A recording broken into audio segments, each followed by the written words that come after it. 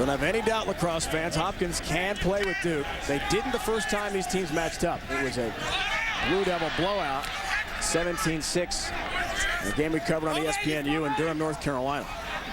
Zach Greer had 6 goals in the second half. Matt Danowski, who handles here, had 6 assists after intermission. No score yet. Here's Quinzani, a pass. Good hit Miller, shot sent wide by Michael Young. Packed in Hopkins defense, still staying a man-to-man. Coach Petromala said we can't go zone against this team really. Occasionally, yes, but too much zone and Danowski picks you apart. So far, we haven't called Greer's name. That's the good news if you're a Blue Jay fan. Chris Loftus feeding, too tall though for Max Quinzani. Turnover. The shots are 6-zip Duke. And a chance here for Hopkins to clear it out, set up the half-field offense. Dave Petromala's got to be ecstatic. This is the start he wanted. You withstand the early Duke barrage, and you're still scoreless. Other than the clearing woes, which we've seen 2 failed clears by Hopkins now, and that's what Duke does. You know, Matt Danowski rides as hard as he dodges. Can Hopkins clear it? Once it's over the midline, Dave, it's not cleared yet until it's comfortably in the box. Here comes the heat. They bring the pressure on these substitution scenarios. Second midfield out, Brian Christopher along with Austin Walker. And the son of Wesley Walker, great New York Jet wide receiver in his day. Got 8 goals this year. And Michael Kimmel handles here, number 15. Kimmel, a first-line midfielder to begin the season.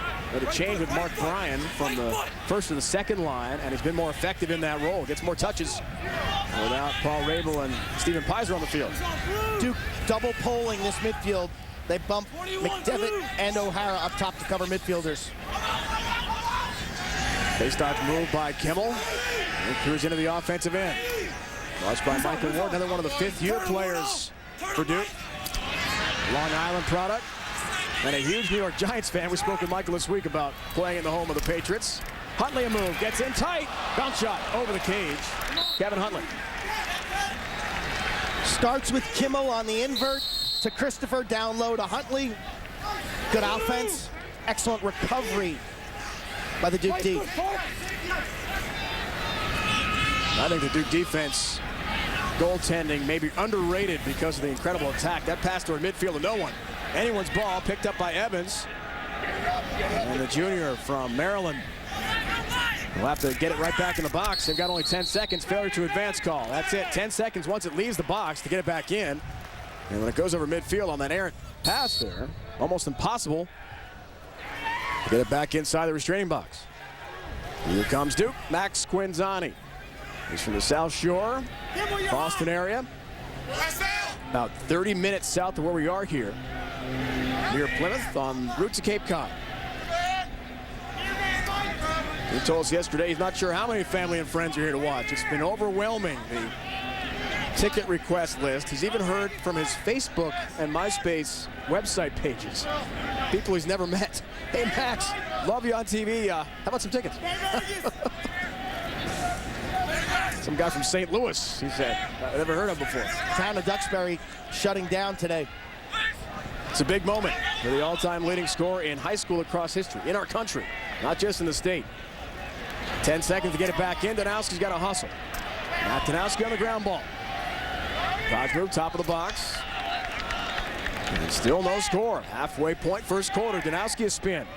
Trying to change that. Left-hander shot. Save Gvozden. His 4th of the early going. Anyone's ball. Schofield has the grounder. Rebound control essential. Brad Ross winds. Big shot. Save Gvozden. Back-to-back stops by the sophomore in his first championship weekend appearance. And here comes Kimmel. Good start. No rebound on that shot. Huntley loose. Shoots. Scores! Kevin Huntley on a feed from Kimmel. And how about this? Hopkins up to the 1-0 lead against the prohibitive favorite to win this thing, Duke.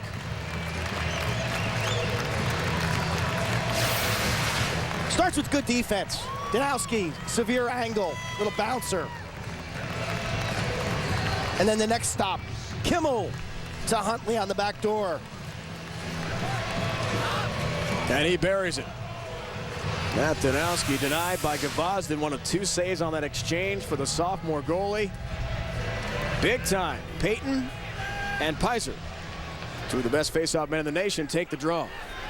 Formula for a Hopkins upset starts with face-offs, goaltending, and then converting on a few opportunities. They shouldn't have many today.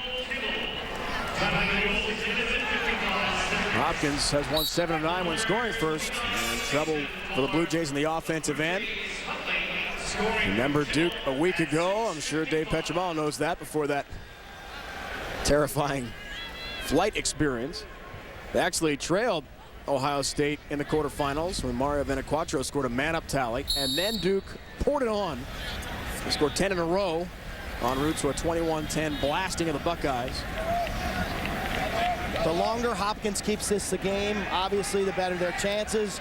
Duke has not been involved with close games this year. 2-goal loss to Georgetown, and then really all their wins were done in front-running style.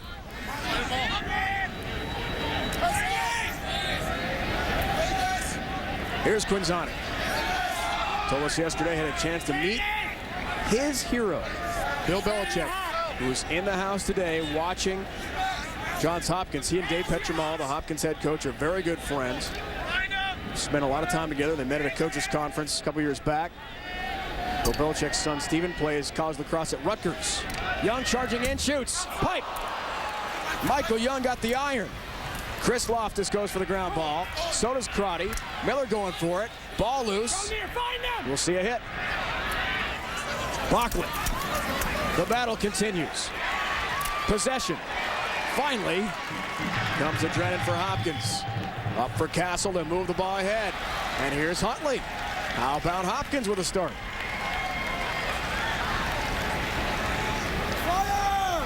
Kevin Huntley's won 2 titles. Dad Dave, a great midfielder at Hopkins, recently had his goal-scoring record of 100 for a midfielder broken by Paul Rabel. Rabel now holds the all-time goal-scoring record. Midfielders, Hopkins, history. Who's on? Stephen Boyle from Derry, New Hampshire. Big game last week for Boyle. Hat trick against the Navy midshipman in the 10-4 efficient Hopkins win. And this game early, I know it's early, feels like that game. Hopkins gets up, puts the clamp on you. Long way to go. Rabel. Great move, top of the box. In front, Huntley, save. Denied by Dan Loftus, but Huntley tracks down the rebound. First save of the game for the senior Loftus. Swim move, Rabel. Who's on? Who's on here? Pizer. That's a dangerous shot, either hand. Last of the Pizer brothers. Mike and Greg played at Hopkins too. Rabel shot. To the stick of Loftus. Here comes the outlet to Ward. Duke loves to run. Trail check, Rabel. Now Danowski. In front, wide open man, an easy score, Zach Greer. And finally, after nearly 11 minutes of action, the nation's leading scoring team is on the board. Loftus, big stop, stands tall against Rabel, and Duke breaks out. Now the key, there was a little head fake. Danowski gave Greer the little head motion. Greer took a step to his left, cut back underneath from Sky Cam. Greer doesn't miss those opportunities. And Danowski and Greer combined on their 31st goal of the season as a tandem. Isn't that something? In 18 games coming in, 30 times they had connected for a goal since they've been together. 67 games now, 80 goals together for Danowski and Greer. For the 3rd time in his career, Zach Greer has led the nation in goals scored. And remember, because of the 5th year, he has another season of eligibility left, but no word yet on where the great Zach Greer will end up. He hasn't said, won't tell anyone. Right foot. Zerlot, a little too much attention to Greer, trying to shut him off on the perimeter. He pulls the string with the backdoor cut. And rumors that we're hearing that Greer probably will not be a Duke Blue Jay next year. Blue Devil. Excuse me, Blue Devil. A lot of blue out here. That he lost his dad when he was a freshman at Duke. He's been through a lot. Talk that he wants to get closer to home, which is Whitby, Ontario. Just outside Toronto, great high school hockey player as well, Zach Greer. Very interesting to see where he ends up. Kimmel gets the pick. On the right wing, not a very effective shot. Loftus saw it all the way. It would have been behind the cage anyway. And here comes Duke, got a chance to break out. One player you'll not see with Duke this year, Casey Carroll. Could have had a 5th season, elected instead to enlist in the Army. He's with the Army Rangers now. Fort Benning, Georgia, and on the verge of deployment overseas. He'll tell his story and that of the courageous Jimmy Regan, former Duke player, killed in Iraq last year. The Duke team pays tribute to him every game. Wear the number 10 sticker on the back of their helmet. In tribute to Jimmy Regan, and the current number 10, Brad Ross, handles here. Here's Quinzani, playing a few minutes from his hometown. Watched by Bachlet. D-stick. Wow, Bachlet took it right out of Quinzani's hands. Grabs the ground ball. Outlet for Christopher. Took a shot from Danowski, no call. And Brian Christopher cruising into the offensive half of the field. Shots are 10-5 Duke, but this is the kind of game Hopkins wanted to see. They lost by 11 when they played them last time, folks. I mean, got their doors blown off. That game was 4-4. Duke went on a 9-goal run in the second and third quarters. Spin move in front. Boyle on a good pass from Kimmel, couldn't finish though. Ball dislodged from his cross. Picked up by McKee. Loftus on the clear try. 30 seconds to get over the line. Anyone's ball. Picked up Ward, then trips, and a flag flies. Gonna be a penalty on Johns Hopkins. 4-3. And Drennan's gonna go. 4-3. I got the push. 4-3 blue, technical push. I want to see if he had an advantage or not. It was an advantage. When he went down, he had an advantage. Yes. Communication between referee and coaches. And you'll see the stick. And Ward trips. Terry McNabb with the call. Duke's team speed comes up in a lot of different ways, Dave. That was just a subtle example. Ward, being the faster guy along that sideline, was able to get to the ground ball before Drennan, and good things happen when you're the first to the ball. Last time against Hopkins, Duke 4-6 with the extra man. Here's an EMO try on the doorstep. Quinzani, a fake, a shot, and a score for the Boston Kid. Max Quinzani has his first. With under 45 seconds to go, EMO tally. He'll get the stick check. If it's legal, the goal stands. Simple through pass. Greer slicing and dicing the Hopkins defense. Quinzani is king of the back door. Flashes his target. We face him off. How easy is that?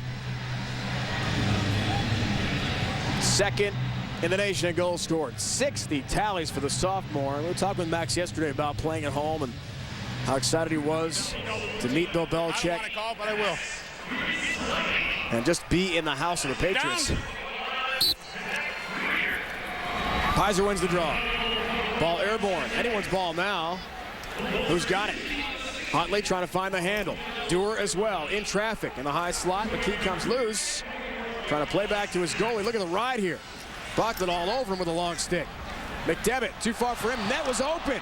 Dewar picks it up. Loftus recovers. Bodies everywhere. Little Keystone Cop routine here in the final moments of the quarter. 15 seconds to go. Max Quinzani gives Duke its first lead of the day. Rabel jumps into the play. So dangerous. Switches hands, shoots. Loftus, great save. Down low. Final seconds expire, and that's it for the first quarter. A Hopkins-type game, at least through 15 minutes. That's good news for the defending national champs. Kevin Huntley scored for Hopkins. Quinzani and Greer tally for Duke.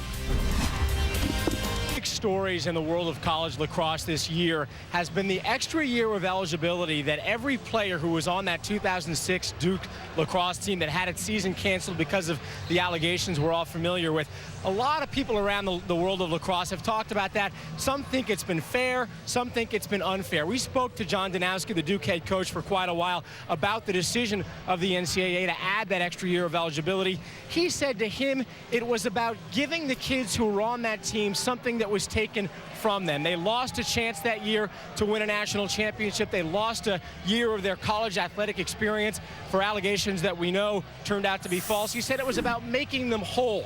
And even though that story is over in so many ways right now, it lives on because a guy like Matt Danowski, the leading scorer on this team, a fifth-year senior, and it's going to continue to live on because so many players on this team still have that extra year of eligibility. Some will come back. Some, like Zach Greer, as you mentioned, don't know what they're going to do. So it's an ongoing story and one that will continue to be the topic of conversation around here. Well, Rob, it sure will. 33 players were given that extra year of eligibility just after championship weekend a year ago in Baltimore. 2 days after, in fact. Here's Peyton, who won the draw. Procedure call went against Hopkins. And Matt Danowski, we spoke with he and Zach Greer, Tony McDevitt, Nick O'Hara, Mike Ward, Dan Loftus, and the players involved with the fifth year.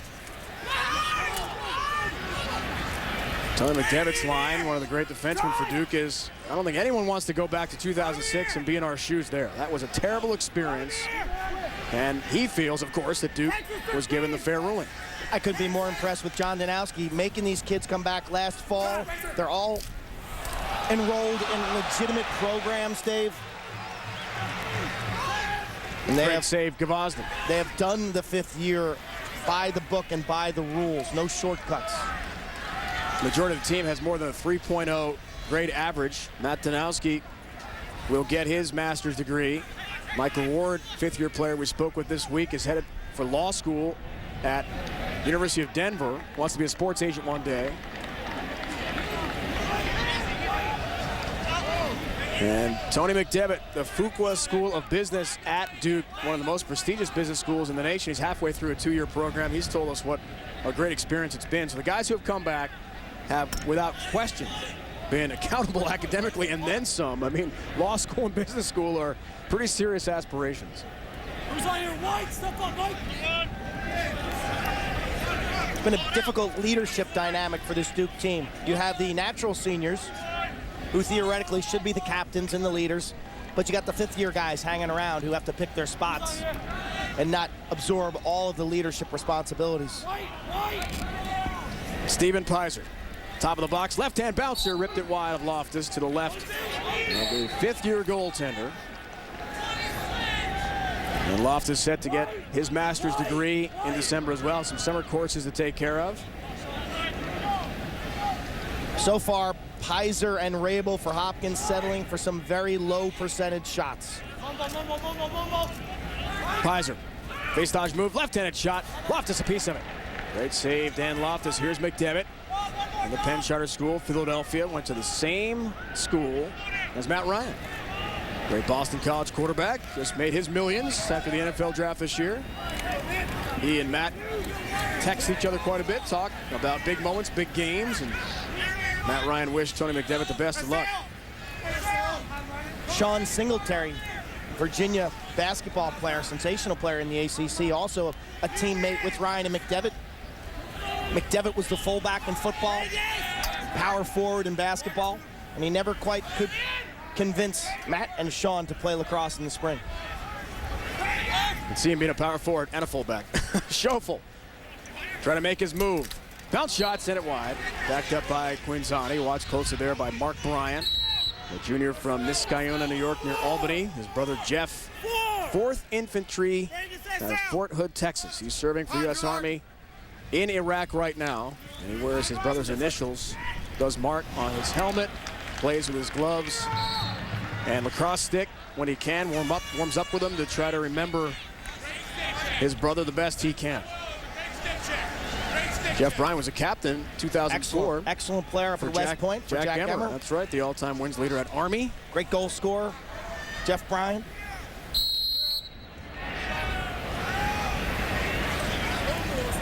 Bryan family always asked by Dave Petramala before each game, how's Jeff doing? What's going on with Jeff? Make sure he's all right.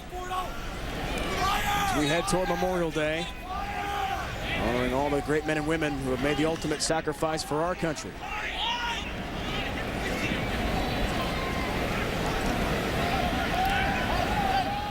Walker outside the box. Hopkins type game here. 4 minutes in, second quarter, only 3 goals on the board. Can this be the real Duke? Well, Hopkins long possessions. The problem is they're not getting any quality shots off the possessions, and Loftus has had his way with the Hopkins shooters. Mike Manley, the freshman from upstate New York, watches Boyle. Manley wears the number 37 Casey Carroll used to wear. Casey, as we said, the Army Ranger now, getting set for his first deployment overseas. Peyton watching Boyle. In front, Huntley open. Instead of the ball kicked loose, comes to Christopher. Patient half-field offense here. Brian Christopher watched closely by Ward. Ward very, very aggressive for a short stick. Spin move, shot, off target. Back up Huntley. Hopkins keeps it.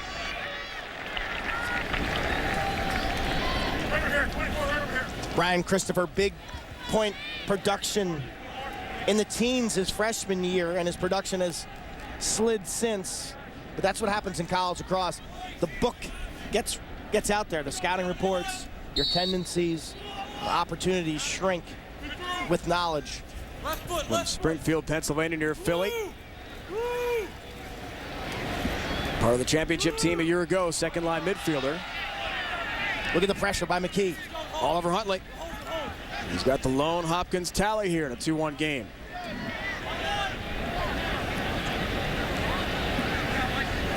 Danowski, Greer, and Quinzani, spectators. Surprised the stalling call has not been issued on Hopkins.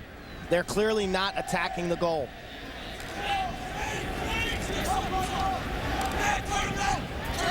Ned Crotty, great high school hockey player in New Jersey, watches Kimmel closely. And there's a stalling warning Quint talked about. So Hopkins has to keep it inside the box and the white lines. If it goes out, it's a turnover. Kimmel, spin. Dewar. Had a goal last week against Navy. Each of the playoff games for Hopkins have been 10-4 wins. Shot, score, Christopher.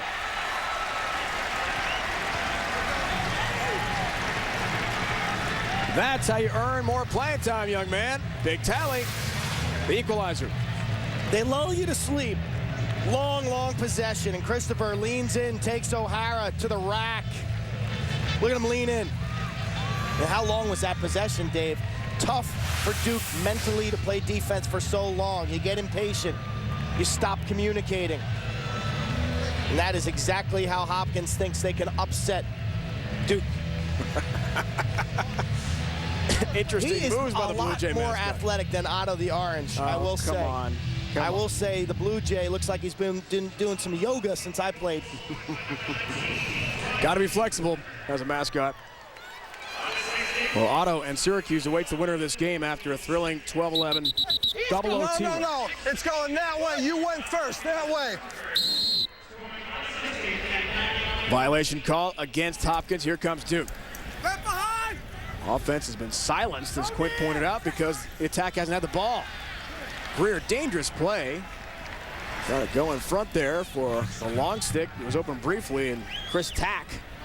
Turnover. They don't have a conscience. They are gunslingers. They'll whip the ball inside, zip it through traffic, and that can lead to turnovers. They just have to get it in their mind. They're not playing the type of game that they're going to have as many chances as usual. Hopkins is going to strangle this game to a crawl. That's the game plan. Executing well so far, to be sure. One of the captains, Michael Doniger. Two brothers played college lacrosse, one at Hopkins, one at Princeton. Michael wants to be a screenwriter in Hollywood one day. Spoke with him during these playoffs.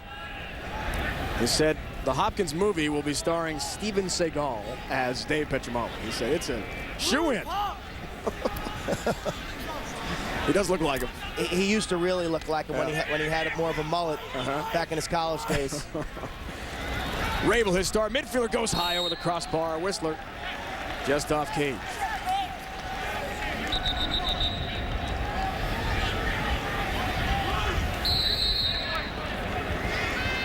Huntley re-triggers. Crowd almost doesn't know how to react after the tempo, especially late in the first game between Virginia and Syracuse. Rabel again, feeding in front. Bryan said just wide. What a chance. On the doorstep on the quick stick goal. Try Mark Bryan, the junior from outside Albany, New York. Just missed the target. Now that pass, Peyton. He's actually born in London, as we found out by speaking with Sam this week. Excellent face-off midfielder. Got that knee sleeve because he's been taking the draws all year, sometimes on the artificial surfaces, and his knee is just worn down at this point. Well, it's worn down from the opponent's helmet. He likes to take that big step with his right knee and jack the other face-off man in the head. It's a physical gain, to be sure. Catalino works behind for Quinzel.